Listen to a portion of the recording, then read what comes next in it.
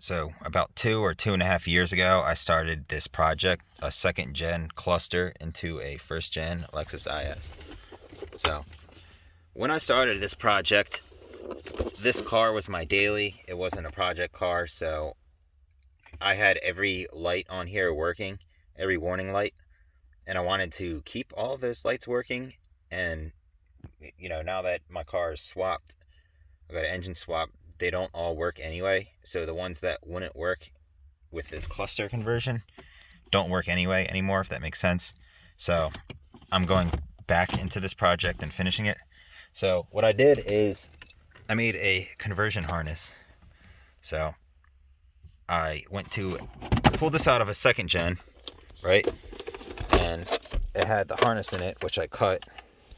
And then I took this straight out of the back of an old cluster, not this one, but an old one, and I soldered the pins straight to it.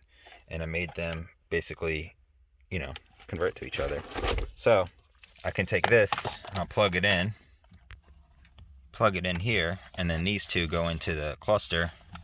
I have this is my concept one, so I'm going to go back and finish it up, but I have these running off to other little controls. The second gen has controls that you use to go through the cluster, and I want to keep that as well and probably mount it somewhere down here. So this is what you'll cut off at the junkyard, right?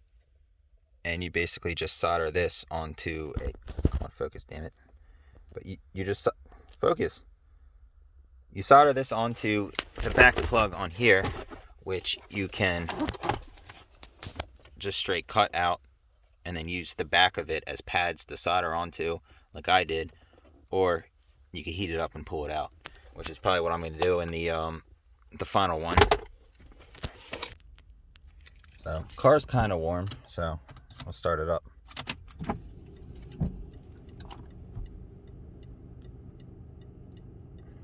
Oops. Turn signals on. Yeah, turn signals work.